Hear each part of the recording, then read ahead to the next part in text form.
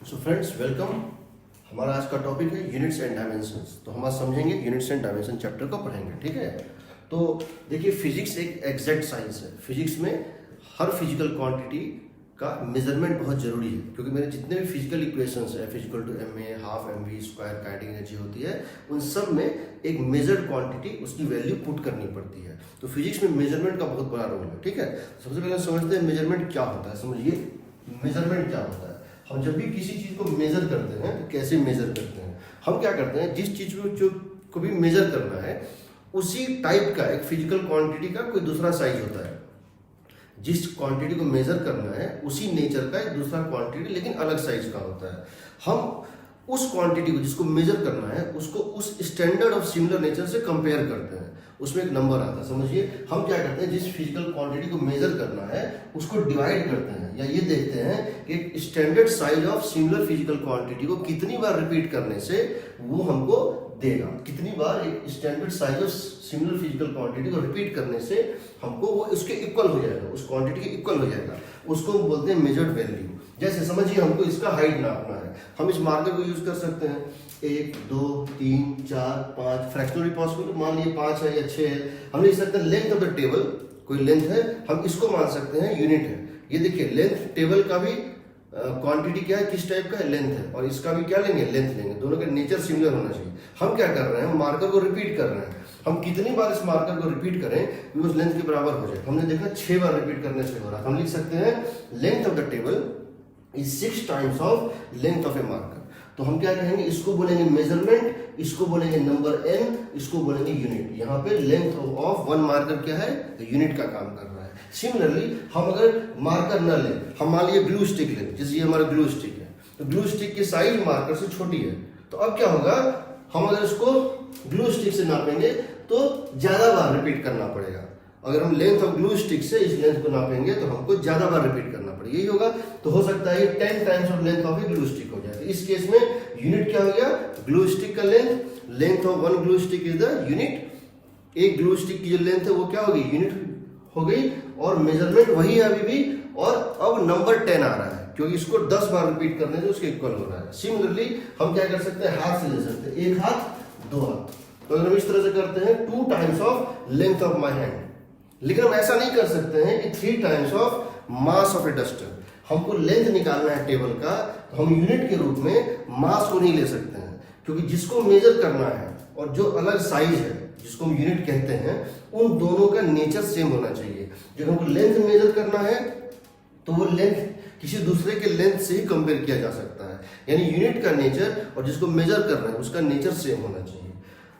तो आपको nature same रखना होगा। अब समझिए इस बात को कि यहाँ पर ये है एन, ये है यू, यूनिट, ये है एन, ये है यू। अब समझिए, इस टाइप के मेजरमेंट्स अनसाइंटिफिक हैं, क्योंकि लेंथ ऑफ माई हैंड या लेंथ ऑफ ग्लू स्टिक ये दुनिया में डिफाइंड नहीं है, हर जगह अलग अलग हो सकते हैं, ठीक है। अब समझिए इस बात को कि हम क्या कहना चाह रहे हैं कि लेंथ ऑफ माई हैंड हमने यहाँ क्या देखा कि जब हम लेंथ ऑफ यूनिट चेंज कर रहे हैं, मेजरमेंट सेम है, समझिए मेजरमेंट सेम है, लेकिन जब हम length of the unit change करते हैं तो न्यूमेरिकल वैल्यू चेंज हो जाता है। जितनी बड़ी यूनिट लेंगे, जितनी बड़ी यूनिट लेंगे, जितनी बड़ी साइज का यूनिट लेंगे, उतना ही ज्यादा बार उसको कम बार उसको रिपीट करना पड़ेगा। और जितना छोटा यूनिट लेंगे सेम मेजरमेंट के लिए, उसको उतना ज्यादा बार रिपीट करना पड़ेगा। लेकिन मेजर वैल्यू तो सेम है। हम लिख सकते हैं फॉर सेम मेजरमेंट, अगर सेम चीज को मेजर कर रहे हैं लेकिन यूनिट बदल रहे हैं। समझिए, अगर हम यूनिट की साइज आधी कर देंगे तो जब कंपेयर करेंगे तो नंबर डबल आएगा, और जब यूनिट को 1/3 कर देंगे तो नंबर ट्रिपल आएगा। तो क्या होता है, n इंटू यू क्या आता है, कांस्टेंट आता है। अगर हम सेम मेजरमेंट रखें तो अगर हम यूनिट को चेंज करेंगे और करस्पॉन्डिंग नंबर चेंज करेगा तो क्या आएगा, n1 u1 equal to n2 u2। जैसे हम जानते हैं, हम यहाँ पे वैसे स्टैंडर्ड में लेते हैं। जैसे मान लीजिए हमारा आ रहा है, मान लेते हैं कि 2 मीटर, 2 इंटू 1 मीटर। इसको ये भी दे सकते हैं 200 इंटू 1 सेंटीमीटर। क्यों, हमने यूनिट की साइज 1/100 कर दी तो न्यूमेरिकल वैल्यू 100 गुना हो गया, समझे। तो ये सेम आता है। तो इसको हम इस तरह से लिख सकते हैं ग्राफिकली कि अगर हमारा हमारा सेम मेजरमेंट है तो न्यूमेरिकल वैल्यू डिपेंड करेगा यूनिट पे। समझिए, यूनिट को चेंज करेंगे, यूनिट का साइज चेंज करेंगे तो सेम मेजरमेंट के लिए एन भी चेंज होगा। एन इंटू यू कांस्टेंट का मतलब है ग्राफ ऐसा आएगा, क्या होगा, रेक्टेंगुलर हाइपरबोला। आप जितना छोटा यूनिट लेंगे, न्यूमेरिकल वैल्यू उतना बड़ा होगा, और जितना बड़ा यूनिट लेंगे न्यूमेरिकल वैल्यू उतना छोटा होगा। अगर आपका यूनिट का साइज टेंडिंग टू जीरो होगा तो numerical value tending to infinity होगा, और अगर आपका यूनिट का साइज टेंडिंग टू इन्फिनिटी होगा तो numerical value tending to zero होगा। ठीक है, तो देखिए ये होता है ग्राफ। अगर आप सेम मेजरमेंट के लिए यूनिट को वेरी करें और एन को प्लॉट करें। ठीक है, अब देखते हैं। तो देखिए पहले क्या था कि आज से 300-400 साल पहले तक क्या था, यूनिट्स ऑफ सिस्टम जो है वो हर देश में अलग अलग हुआ करता था। जैसे देखिए फीट है, सेंटीमीटर है, कहीं गज होता था। गज मतलब होता है हाथी का एक स्टेप को गज बोलते हैं, जब हाथी एक स्टेप चलता है गज होता था। हैंड, हम हाथ को मानते थे लेंथ का यूनिट, हैंड से नापते थे। कोस, अभी भी गांव में कोस होता है, 2 कोस 3 कोस की दूरी होती है। स्टेप्स, जो मैं स्टेप ले रहा हूँ, एक ह्यूमन बीइंग जो स्टेप ले रहा है, एक कदम 2 कदम 3 कदम, इस तरह से स्टेप्स हुआ करते थे ना। ये सारे जो यूनिट्स थे ऐसे न्यूमरस यूनिट्स थे पूरी दुनिया में, और जितने भी यूनिट्स थे वो सब लोकल यूनिट्स थे। तो ये लोकल यूनिट्स बड़े अनसाइंटिफिक थे, क्योंकि हैंड का size person to person vary करता है, जगह टू जगह गज, सेंटीमीटर, कट्ठा, बीघा सब वेरी करता था। कन्वर्जन डिफिकल्ट था, एक को दूसरे में कन्वर्ट करना बहुत डिफिकल्ट था। ठीक है, एग्जैक्ट रेप्लिकेशन, यहाँ का एक स्टेप, मैंने आज यहाँ एक स्टेप लिया, दोबारा मैं जो बड़ा हो जाऊंगा मेरा खुद का स्टेप ही चेंज कर जाएगा। तो उसको एग्जैक्ट एक जगह के स्टेप को, यूनिट को दूसरे जगह पे एज इट इज उसी साइज का बनाना इम्पॉसिबल था, रेप्लिकेशन डिफिकल्ट था। न्यूमरस यूनिट्स थे, इसके कारण क्या होता था कि बहुत दिक्कत हो रही थी। एक जगह पे कुछ काम होता था, जैसे साइंटिफिक रिसर्च जब बढ़ा तो एक देश में जो साइंटिफिक रिसर्च होता था उसको दूसरे देश में समझना बड़ा मुश्किल होता था, क्योंकि उसमें सिस्टम ऑफ यूनिट्स अलग होता था। जब साइंस प्रोग्रेस किया तो ऐसी एक नीड अराइज हुई कि क्यों ना पूरी दुनिया में सिस्टम ऑफ साइंस, जो सिस्टम ऑफ यूनिट्स है वो यूनिफाई कर दिया जाए, वो कॉमन कर दिया जाए, ताकि एक देश का रिसर्च दूसरे देश के लोग समझ सकें। एक देश में जो साइंस पे रिसर्च हो, या मेडिसिन में जो रिसर्च हो, या टेक्नोलॉजी में जो काम हो, वो दूसरे देश में भी उसको यूज किया जा सके। जब इसकी नीड बहुत फील हुई, प्लस में क्या था, इतने सारे यूनिट थे कि सबको याद करना मुश्किल था। हम ये भी चाहते थे कि कम से कम यूनिट्स को याद रखें और काम चले। तो इसी को ध्यान में रख के पेरिस में एक ऑर्गेनाइजेशन बनी, एसआई का मतलब होता है, ये फ्रेंच नाम है, सिस्टमे डी इंटरनेशनल।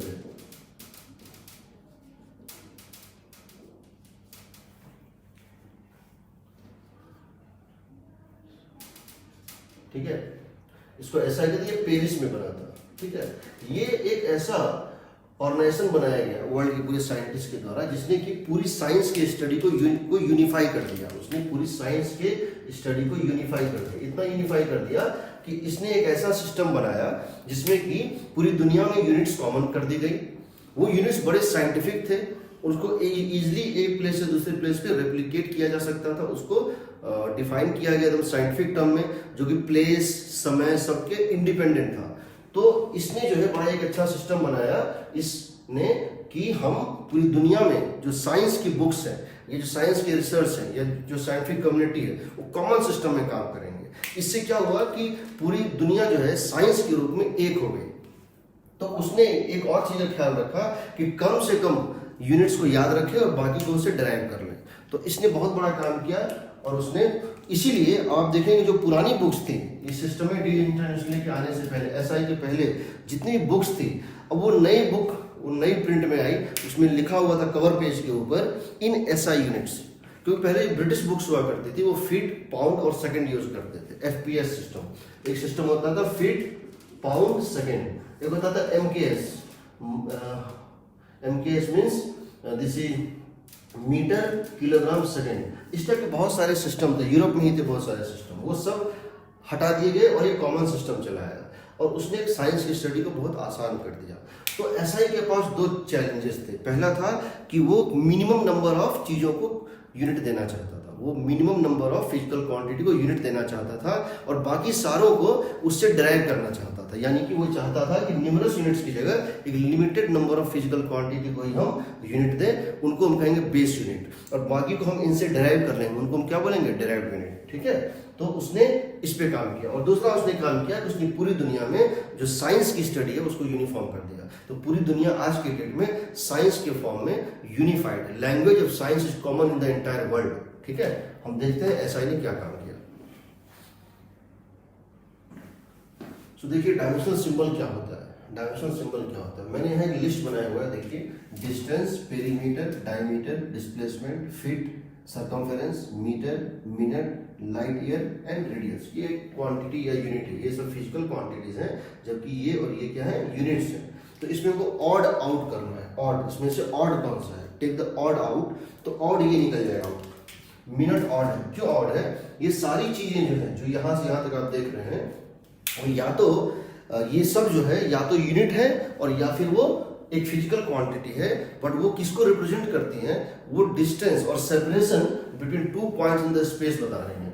ये सारी क्वांटिटीज या यूनिट जो है वो यूज होती हैं to represent, to write the separation between 2 points in the space. यानी इसमें एक चीज कॉमन है, जबकि मिनट में क्या था, वो तो टाइम इंटरवल बता रहा है, वो अलग चीज है। तो हम इन सब में एक चीज कॉमन पा रहे हैं कि ये सब जो है या तो डिस्टेंस बता रहा है, लेंथ बता रहा है between 2 points in the space. तो इसको हम एक कॉमन सिंबल देना चाहते हैं। हम इस पूरे को एक कॉमन सिंबल देना चाहते हैं। मिनट को निकालने के बाद वो हम देते हैं एल। एल मतलब क्या है, एल क्या है, इसको बोलेंगे हम लोग डायमेंशनल फॉर्मूला। इसको हम क्या बोलेंगे, dimensional formula of all these units और फिजिकल क्वांटिटी। यूनिट हो या फिजिकल क्वांटिटी में ये कॉमन है, इसको बोलते हैं डायमेंशनल फॉर्मूला। तो समझिए इस डायमेंशनल फॉर्मूला के छत्र छाया के अंदर ये सब कुछ आ गया। अगर हम कह रहे हैं डायमीटर है तो वो लेंथ है, अगर वो डायमीटर है तो उसका डायमेंशनल फॉर्मूला एल है। अगर किसी चीज का डायमेंशनल फॉर्मूला एल है, वो डिस्टेंस हो भी सकता है, नहीं भी हो सकता है। हर डिस्टेंस का डायमेंशनल फॉर्मूला एल है, बट हर डायमेंशनल फॉर्मूला का मतलब एल नहीं है। समझिए, ये जो आपको एल बता रहा है डायमेंशनल फॉर्मूला, ये आपको मोर जनरल है। समझिए, ये मोर जनरल है। इसके अंदर बहुत बड़ा ग्रुप है, उसमें से स्पेसिफिक चीजें हो सकती हैं, बट ये मोर जनरल व्यू देता है, ये पर्टिकुलर नहीं देता है। ये आपको नॉट स्पेसिफिक, ये आपको स्पेसिफिक नहीं बता रहा है वो फिजिकल क्वांटिटी क्या है, ये आपको सिर्फ ये बता रहा है उस फिजिकल क्वांटिटी का नेचर क्या है। समझिए, ये आपको फिजिकल क्वांटिटी नहीं बता रहा है, वो फिजिकल क्वांटिटी का नेचर बता रहा है। सो आप डायमेंशनल फॉर्मूला से ये नहीं बता सकते वो कौन सी फिजिकल क्वांटिटी है, लेकिन आप डायमेंशनल फॉर्मूला से ये जरूर बता सकते हैं उस फिजिकल क्वांटिटी या उस यूनिट की नेचर कैसी होगी। ये इसका इंपॉर्टेंस है। तो क्या होता है, इसमें आपको जो है आपको प्रेसाइसली नहीं पता चल रहा है, लेकिन मोटा मोटी आपको आइडिया लग रहा है वो किस टाइप की चीज है। इसको बोलते हैं डायमेंशनल फॉर्मूला ऑफ दिस। तो हम अब इसी टाइप से एसआई को देखेंगे उसने क्या किया था। तो देखिए, एसआई को डिफाइन करना था मिनिमम नंबर ऑफ क्वांटिटी। बहुत सारे डिस्कशंस के बाद, साइंटिस्ट के बीच डिस्कशंस होता है और बहुत सारे डिलिब्रेशंस के बाद वो लोग इस निष्कर्ष पे पहुंचते हैं कि सिर्फ 7 ऐसे फिजिकल क्वांटिटी हैं जिनको अगर हम बेस क्वांटिटी मान लें। बेस क्वांटिटी क्या होते हैं, वो क्वांटिटी जो बहुत डिफिकल्ट टू डिफाइन, वो डिफाइन करना बड़ा मुश्किल है, वो इतने बेसिक हैं कि वो उनको किसी और के टर्म में आप नहीं लिख सकते, वो इंडिपेंडेंट है, वो दूसरे पे डिपेंड नहीं करते हैं। ऐसे क्वांटिटी को कहा जाता है बेस क्वांटिटीज या फंडामेंटल क्वांटिटीज। वो क्वांटिटीज जो है उनको आपको यूनिट देना पड़ेगा, उनको एक डायमेंशनल फॉर्मूला देना होगा। बाकी जो क्वांटिटीज हैं वो इन बेस क्वांटिटीज के टर्म्स में आप उनको उसके टर्म्स में लिख सकते हैं, उनको बोलते हैं डिराइव्ड क्वांटिटी। जैसे मान लीजिए लेंथ की यूनिट मीटर है और टाइम की सेकंड है, हम जानते हैं स्पीड की यूनिट देने का काम नहीं है, वो मीटर पर सेकंड होता है। ठीक है, उसी तरह से एक्सेलरेशन का यूनिट क्या है, मीटर पर सेकंड स्क्वायर। इन मीटर और सेकंड के टर्म में आप वेलोसिटी, स्पीड, एक्सेलरेशन इनको लिख सकते हैं, तो उनको हम डिराइव्ड यूनिट कहेंगे, उनको हम यूनिट नहीं देंगे। हम मिनिमम उन्हीं क्वांटिटीज को यूनिट देंगे जिनको कि हमको मिनिमम नंबर को देना है, और वो वैसे क्वांटिटीज हैं जो बहुत फंडामेंटल हैं, जिनको कि फर्दर ब्रेक करना या उनको रिजॉल्व करना बड़ा मुश्किल है, उनको इवन डिफाइन करना भी बड़ा मुश्किल होता है। ठीक है, तो बहुत सारे डिलिब्रेशंस के बाद एसआई इस निष्कर्ष पे पहुंचा कि 7 ऐसे फिजिकल क्वांटिटी हैं जिनको एसआई सिस्टम ने बेस डिफाइन किया, और ये पूरी साइंस मानती है, हमें भी इसको मानना पड़ेगा। ठीक है, तो उसमें उन्होंने कहा कि पहला उन्होंने क्वांटिटी जिसको फंडामेंटल माना, वो माना मास को। उसने उसका सिंबल दिया कैपिटल एम, उसकी ऐसा यूनिट दी किलोग्राम, शॉर्ट फॉर्म में केजी होता है, ठीक है। दूसरा उन्होंने दिया लेंथ, लेंथ को उन्होंने फंडामेंटल क्वांटिटी माना, डायमेंशनल फॉर्मूला दिया कैपिटल एल, डायमेंशनल सिंबल दिया कैपिटल एल, और इसकी यूनिट होती है मीटर एम। तीसरा उन्होंने दिया टाइम, इसको उन्होंने कैपिटल टी से सिंबल दिया, और इसका यूनिट दिया सेकेंड, एक सेकेंड, इसको लोग एस भी लिखते हैं और कभी कभी एस ई सी भी लिखते हैं शॉर्ट फॉर्म, ठीक है।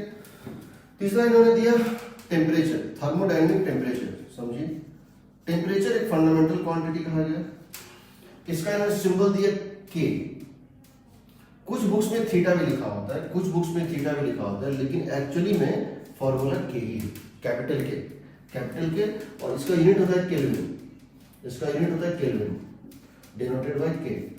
सो डिग्री सेंटीग्रेड, फारेनहाइट, ये सब ऐसा यूनिट्स नहीं है।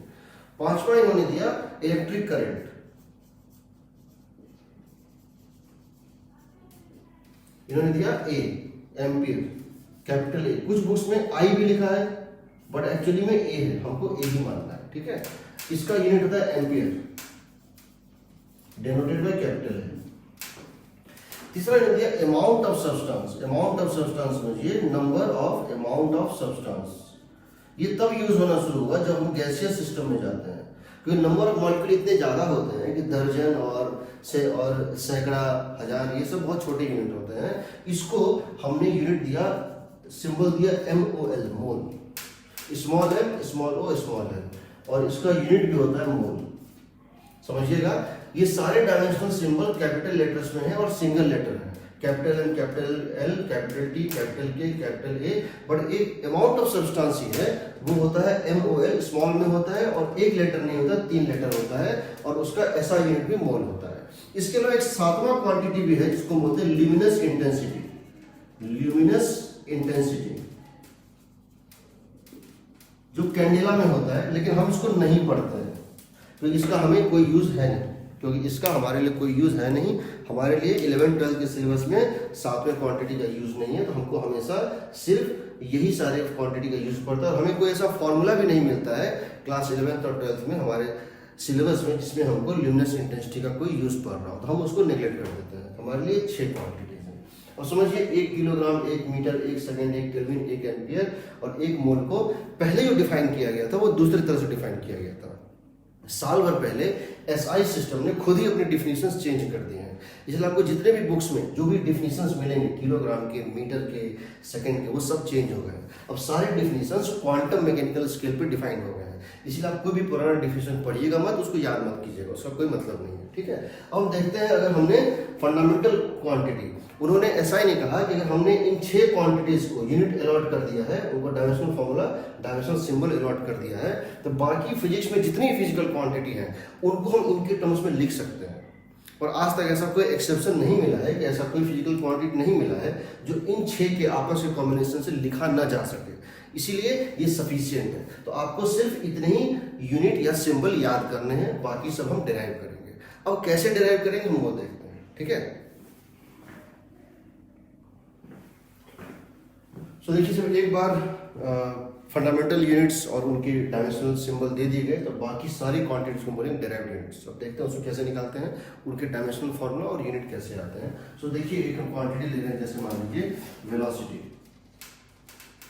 ये क्या होता है? वेलोसिटी होता है displacement by time, displacement by time. ये एक फॉर्मूला है जिसमें जो वेलोसिटी का फॉर्मूला होता है डिस्प्लेसमेंट बाय टाइम। तो डिस्प्लेसमेंट क्या होगा? एल, देखिए डिस्प्लेसमेंट एक फंडामेंटल क्वांटिटी है बाई टी, तो ये कितना हो गया? L T to the power -1। तो इसका यूनिट क्या आएगा बताइए? मीटर पर सेकंड। ऐसा यूनिट हो गया मीटर पर सेकंड, और डायमेंशनल फॉर्मूला कितना हो गया? L T -1। अब ये वेलोसिटी हो या स्पीड हो, दोनों की डायमेंशनल फॉर्मूला सेम होगी। हालांकि फिजिक्स में दोनों का मीनिंग अलग है, लेकिन हम पहले भी बताएंगे, फिर से बता रहे हैं कि डायमेंशनल फॉर्मूला आपको फिजिकल क्वांटिटी नहीं बताता है, उसकी नेचर बताता है, ठीक है। दूसरा, मान लीजिए हमारे पास एक क्वांटिटी है एक्सीलरेशन, ये होता है rate of change of velocity. Acceleration होता है v2 - v1 by t2 - t1।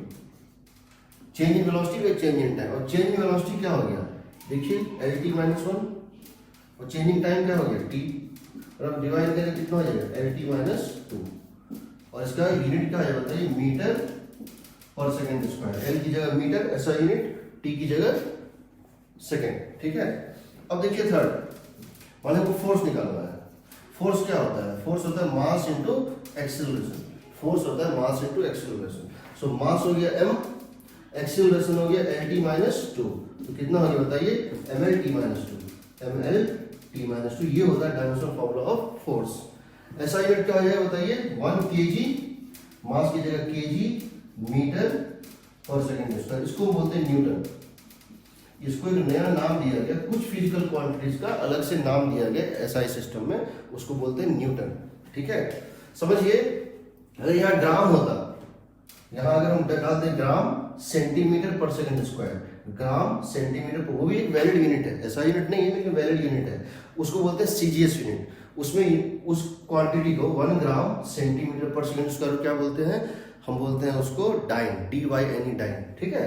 तो समझिए अगर किसी चीज के डायमेंशनल फॉर्मूला LT-1 है तो L की जगह कोई भी यूनिट डाल दो, वैलिड यूनिट है, भले वो ऐसा यूनिट ना हो, metre, centimetre, kilometre, millimetre, micrometre, कुछ भी डाल दो, और टाइम की जगह कुछ भी डाल दो, second, hour, minute, century, year, कुछ भी डाल दो, वो सब एक वैलिड यूनिट है। बट ऐसा यूनिट में ये फिक्स है, इसकी जगह मीटर लेंगे, इसकी जगह सेकेंड लेंगे, ठीक है। फोर्स का डायमेंशनल फॉर्मूला बड़ा इंपॉर्टेंट, इसको याद रखिएगा। समझिए मैं एम्फसाइज करना चाह रहा हूँ, फोर्स का डायमेंशनल फॉर्मूला याद रखिए क्योंकि बार बार काम देता है। बहुत सारी जगहों पे फोर्स से हम स्टार्ट करते हैं, तो अगर आपको ये डायमेंशनल फॉर्मूला याद है तो आपको किसी भी डेरिवेशन में जल्दी पहुंचने में आसानी होगी, आप यहाँ से डायरेक्ट स्टार्ट करेंगे। So force, most of the equations में फोर्स किसी न किसी रूप में आता है, चाहे वो इलेक्ट्रोस्टैटिक्स हो, चाहे वो मैग्नेटिज्म हो, चाहे वो कोई भी टॉपिक हो, तो इसीलिए हम फोर्स का डायमेंशनल फॉर्मूला याद कर लेते हैं कि mlt-2 होता है, ठीक है। तो नेक्स्ट टाइम से हम जब फोर्स कहीं भी देखेंगे सीधे mlt-2 प्लेस कर देंगे, ठीक है। क्वेश्चन नंबर 4, अब देखिए फोर्थ नंबर देखिए, मान लीजिए हम जानना चाहते हैं मोमेंटम। मोमेंटम होता है मास इनटू वेलोसिटी। तो देखिए मास कितना हो गया m, वेलोसिटी कितनी थी LT-1, तो कितनी है ये बताइए, mlt-1, ये क्या हो गया मोमेंटम। इसका ऐसा यूनिट क्या हो बताइए, केजी मीटर पर सेकेंड। इस टाइप के चार्ट जो है आपको मिल जाएंगे किसी बुक में, किसी बुक में आपको इस टाइप के चार्ट मिल जाएगा, बहुत बड़ी चार्ट होती है, हो सकता है 100 क्वांटिटी हो। उसमें आपको ये नहीं समझना है, आपको बस ये समझना है कि आपको एक फिजिकल क्वांटिटी का नाम दिया गया है, हो सकता है आपने उस फिजिकल क्वांटिटी का नाम पहली बार सुना हो, कोई प्रॉब्लम नहीं है। उस फिजिकल क्वांटिटी से रिलेटेड एक इक्वेशन दिया है, उस इक्वेशन में मान लीजिए 5 फिजिकल क्वांटिटी है, उस इक्वेशन में 5 फिजिकल क्वांटिटी है, उस 5 क्वांटिटी में 4 का डायमेंशनल फॉर्मूला आपको पता है, उस 5 में से 4 का डायमेंशनल फॉर्मूला आपको पता है। क्या आप उस 4 का डायमेंशनल फॉर्मूला पता होने से, अगर पता है, क्या आप 5वें की डायमेंशनल फॉर्मूला निकाल सकते हैं? यही आपका स्किल है। आपसे ये उम्मीद नहीं की जा सकती कि आप अभी चैप्टर के स्टार्ट होने टाइम आप वेलोसिटी का फॉर्मूला भी जानते हो, हमें मान के चलता है वेलोसिटी का फॉर्मूला भी नहीं आता है, बट हम आपको दे रहे हैं एज ए क्वेश्चन गिवर। जो क्वेश्चन पूछ रहा है उसका काम है आपको उस क्वांटिटी का नाम बताना और उस क्वांटिटी को इन्वॉल्व करता हुआ एक इक्वेशन बताना और इक्वेशन में हर चीज का मीनिंग बताना। और आपका स्किल ये है कि ये कॉलम और ये कॉलम क्वेश्चन में दिया हुआ है with meaning of every term, तो क्या आप ये कॉलम निकाल सकते हैं? आपका स्किल, आपको ये नहीं पूछा जा रहा है कि आपको ये और ये आना चाहिए, आपसे ये पूछा जा रहा है कि अगर आपको ये और ये कॉलम दिया हुआ है with explanation, knowing these two quantities, can you fill this table? तो आपको क्या करना है, किसी भी बुक में आपका एक क्वांटिटी का एक टेबल होता है, आप उसमें इन 2 कॉलम को ढक दीजिए, इस कॉलम को ढक दीजिए। समझिए, एक पेपर लीजिए, इसको ढक दीजिए, ये पढ़िए, इसको निकालिए और फिर चेक कीजिए बाद में कि वो मैच हो रहा है कि नहीं, वो मैच हो रहा है कि नहीं, ठीक है। अब देखिए नेक्स्ट पे हम जा रहे हैं। अब देखिए आपको हम यहाँ एक टेबल बनाए हैं, आप इस टेबल को देखिए, इस वीडियो को पॉज कर दीजिए और उसके बाद आप इस टेबल को भरिए और उसके फिर जो वीडियो स्टार्ट करेंगे तो उसके 2 मिनट के बाद आपको एक टेबल भरा हुआ दिखाएगा, फिर उसको मैच कीजिए कि क्या ये आपका मैच हो रहा है आंसर या सही या नहीं। अब आपने पॉज करने के बाद उसको स्टार्ट किया, मैच कर लीजिए आंसर मैच हो रहा है कि नहीं, ठीक है। इसी तरह मैं करूंगा अभी सारे क्वांटिटीज पे।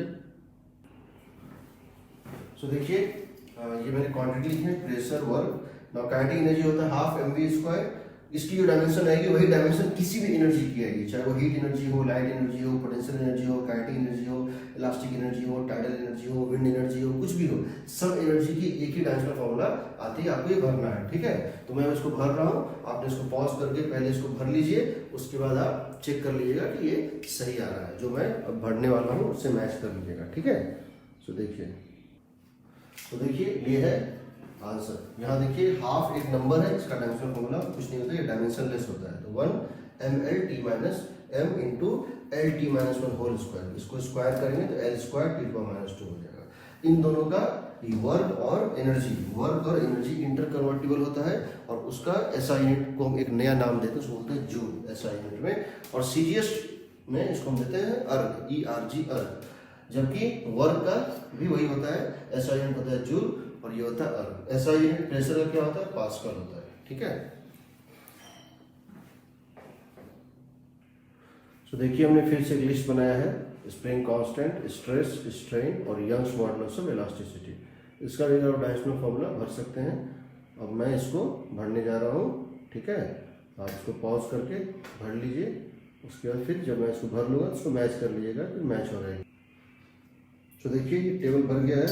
अब देखिए यहाँ एक बहुत जो है रिमार्केबल बात ये है कि Young's modulus of elasticity, stress और प्रेशर तीनों का डायमेंशनल फॉर्मूला सेम होता है। देखिए स्ट्रेस भी फोर्स पर यूनिट एरिया है, यंग्स मॉडुलस भी force per unit area divided by a dimensionless quantity है, और pressure the force per unit area था ही। तो stress, Young's modulus of elasticity और प्रेशर, इन तीनों का डायमेंशन सेम होता है। ठीक है, तो देखिए फिर से हमने एक टेबल भरा है, इसमें इंपल्स है, प्रेशर ग्रेडियंट है। समझिएगा कि जब भी किसी चीज को हम टाइम के साथ चेंज कराते हैं उसको रेट बोलते हैं, जब भी कोई चीज टाइम के साथ चेंज होता है उसको रेट बोलते हैं, और जब भी कोई चीज डिस्टेंस के साथ चेंज होता है, rate of change of any quantity with distance is called its gradient. So pressure gradient, rate of change of pressure with distance, velocity gradient, rate of change of velocity with distance, और power आप जानते हैं work done पर unit time होता है, और हमको इसका डायमेंशनल फॉर्मूला निकालना है। ठीक है, सो हम इसको भर रहे हैं, आप इसको पॉज करके भर लीजिएगा, और फिर जब मैं पॉज के बाद इसको भरूंगा उससे मैच कर लीजिएगा कि ठीक हुआ है। सो देखिए, so you can see we have filled it. So impulse का निकल गया, प्रेशर ग्रेडियंट निकल गया, ठीक है, वेलोसिटी निकल गया, पावर निकल गया। पावर को का ऐसा यूनिट को वाट भी बोलते हैं, पावर को हमने एक नाम भी दिया हुआ है जिसको बोलते हैं वाट। ठीक है, so this is the basic thing. अब हम इससे फर्दर जा रहे हैं। ये देखिए वो कुछ एंगुलर क्वांटिटीज पे आ रहे हैं। प्लेन एंगल क्या होता है, हम जानते हैं, एंगल जब मेजर करते हैं तो एक सर्कल होता है, उसका एक आर्क लेते हैं, और वो आर्क जो सेंटर पे एंगल सबटेंड करता है वो इस तरह से होता है। देखिए अगर ये एक सर्कल है, तो ये एक सर्कल है, और ये अगर कोई पॉइंट यहाँ पर सेंटर पर ये एंगल सबटेंड कर रहा है थीटा, ये होता है length of the arc by radius, इसको बोलते हैं थीटा। सो प्लेन एंगल होता है length of arc by radius. तो देखिए यहाँ पर क्या होगा, ये हो गया length of arc L by L, यानी हो गया 1 डायमेंशनलेस। डायमेंशनलेस, इसकी डायमेंशन फॉर्मूला 0 है, यानी कि ये डायमेंशनलेस है, लेकिन इसका यूनिट है, इसका ऐसा यूनिट क्या होता है, रेडियन होता है, समझिए। सो डायमेंशनलेस होने के बाद भी इसके पास यूनिट है। ऐसे कुछ क्वांटिटी हमारे पास हैं जिनकी डायमेंशन नहीं बट यूनिट है। तो डायमेंशन नहीं होने का मतलब यूनिट नहीं होना नहीं है। ठीक है, हम देखेंगे इसको फिर से। इस तरह से चेंज, जो एंगल चेंज होता है, एक एंगल से कोई दूसरे एंगल तक पहुंचता है, उसको हम बोलते हैं एंगुलर डिस्प्लेसमेंट। तो बिकॉज ये angular displacement change in angle, ये भी क्या होगा, डायमेंशनलेस। इसका यूनिट क्या होगा, ऐसा यूनिट रेडियन होगा। डिग्री इज नॉट द ऐसा यूनिट। ठीक है, एंगुलर फ्रीक्वेंसी, एंगुलर वेलोसिटी, वो हर सेकंड कितना एंगल घूम रहा है, हर second angle rotated per unit time. तो एंगल रोटेटेड का क्या है बताइए, डायमेंशनलेस। 1 न्यूमेरेटर हो गया dimensionless, change in angle by time, तो कितना हो गया t-1। Dimensional it is t-1, और यूनिट वाइज रेडियन पर सेकंड। यूनिट वाइज क्या होता है समझिए, रेडियन पर सेकंड। ठीक है, एंगुलर एक्सीलरेशन होता है चेंज इन एंगुलर वेलोसिटी पर यूनिट टाइम, हर सेकंड उसकी एंगुलर वेलोसिटी कितनी बढ़ रही है उसको बोलते हैं एंगुलर एक्सीलरेशन। ये कितना है बताइए, इसकी कितनी होगी, t-1, न्यूमेरेटर की कितनी होगी, t-1/t, कितना हो जाएगा, t-2। लेकिन ऐसा यूनिट क्या होगा, रेडियन पर सेकंड स्क्वायर। रेडियन पर सेकेंड स्क्वायर। तो हमने यहाँ पहला हमको एग्जांपल मिला है जहां पे हम क्या देख रहे हैं कि डायमेंशनलेस होने के बावजूद भी यूनिट हो सकती है। समझिए, डायमेंशनलेस क्वांटिटी का भी यूनिट ऐसा यूनिट हो सकता है। हम देखेंगे और कुछ क्वांटिटीज इस टाइप के, ठीक है। तो देखिए कुछ रोटेशनल क्वांटिटीज हैं। तो टॉर्क होता है R cross F, position cross F, ठीक है। तो इसका डायमेंशनल फॉर्मूला निकालें। मोमेंट ऑन इनर्शिया होता है mr स्क्वायर, आर डिस्टेंस है फ्रॉम एक्सिस और m है मास।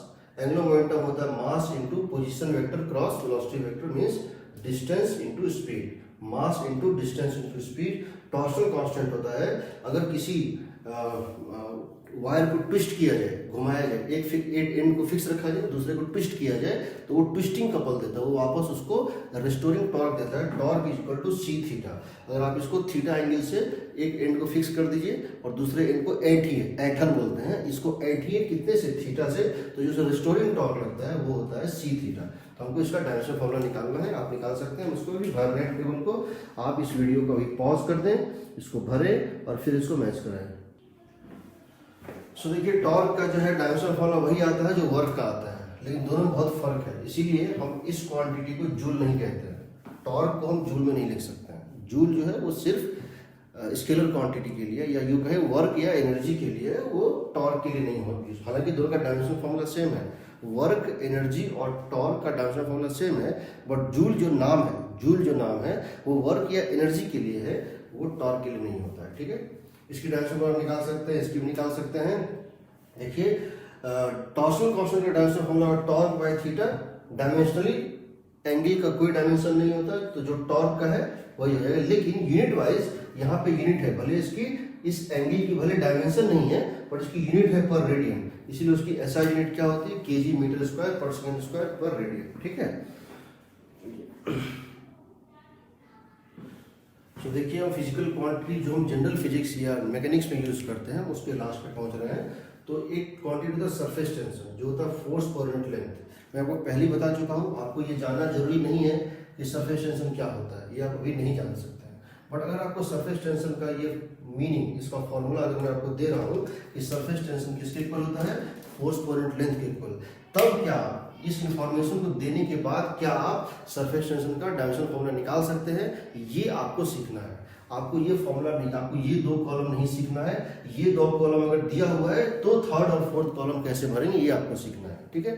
तो आप ये मत सोचिए कि आपको सरफेस टेंशन नहीं आता है, वो समय पे आएगा, अभी आपको एक गिवन इन्फॉर्मेशन में होगा। अगर surface tension force per unit length है तो हम समझ सकते हैं कि सरफेस टेंशन का डायमेंशन फॉर्मूला क्या होगा, ml(t-2). मैं पहले ही बोल चुका हूँ, फोर्स का याद रखिएगा, डिवाइडेड बाय एल, ये हो जाएगा mt-2, यानी इसका एसआई यूनिट क्या हो जाएगा, केजी पर मीटर स्क्वायर, केजी पर मीटर स्क्वायर, या इसको न्यूटन पर मीटर भी बोल सकते हैं, इसको न्यूटन पर मीटर भी बोल सकते हैं, क्योंकि ये अपने आप में न्यूटन पर मीटर। ये देखिए कोफिशिएंट ऑफ विस्कोसिटी क्या होता है। कोफिशिएंट विस्कोसिटी जो होता है वो फ्रिक्शन इन द फ्लूइड होता है, लिक्विड्स और गैसेस के लेयर के बीच का फ्रिक्शन होता है, उसको बोलते हैं हम लोग कोफिशिएंट ऑफ विस्कोसिटी। उसके लिए एक फॉर्मूला हमने दिया है, frictional force viscous force equal to eta 8dV/dz। हमने आपको सबका मीनिंग बता दिया है। तो इसमें देखिए इसका आपको डायमेंशन फॉर्मूला पता है क्योंकि ये फोर्स है, एरिया का डायमेंशन फॉर्मूला पता है क्योंकि ये एरिया ए है, और ये वेलोसिटी ग्रेडियंट, इसका आपको rate of change velocity distance यही पता है, तो आपको ईटा का निकालना है। आप लिख सकते हैं ईटा डायमेंशनली किसके इक्वल हो जाएगा, force by area into dV/dz। यहाँ देखिए फोर्स, अगर फोर्स को देखिए किसी भी टाइप का फोर्स, चाहे फ्रिक्शनल फोर्स क्यों ना हो, ये क्या हो जाएगा ml(t-2) बाय एरिया क्या होता है एल स्क्वायर, ठीक है। एंड dV/dz का मतलब है, देखिए वेलोसिटी का डायमेंशन फॉर्मूला कितना होता है, lt-1 बाय लेंथ का होता है l। तो देखिए ये l और ये l तो कट गया, तो क्या हो जाएगा, देखिए आ जाएगा m l-1। देखिए m एक ही है तो m ठीक है, l by L square l-1, और ये हो जाएगा t-1। This is the dimension formula of coefficient of viscosity, और इसकी एसआई यूनिट आप समझ सकते हैं, केजी पर मीटर पर सेकंड, ठीक है। ये इसकी एसआई यूनिट होती है। अब देखिए अब जो हम क्वांटिटी लेंगे वो हम लेंगे हीट एंड थर्मोडायनेमिक्स, ठीक है, दूसरा इलेक्ट्रिसिटी एंड मैग्नेटिज्म, और तीसरा ऑप्टिक्स। और मॉडर्न फिजिक्स, हम उसकी क्वांटिटी इसके लेंगे। हम वीडियो बहुत लंबा नहीं करना चाहते, इसलिए हम अब ये सारी चीज़ें नेक्स्ट वीडियो में लेंगे, ठीक है। सो ये आपका लेक्चर 1 है, इसको समझ लीजिए। और अब हम लेक्चर 2 इसके बाद जो फॉलो करेगा उसमें इसी चार्ट को कंटिन्यू करेंगे। हम पूरे फिजिकल क्वांटिटी लेंगे, फिर इसके एप्लीकेशन बताएंगे, ठीक है। हम वीडियो लंबा नहीं करना चाहते हैं, इसीलिए हम इस वीडियो को यहाँ पे एंड कर रहे हैं।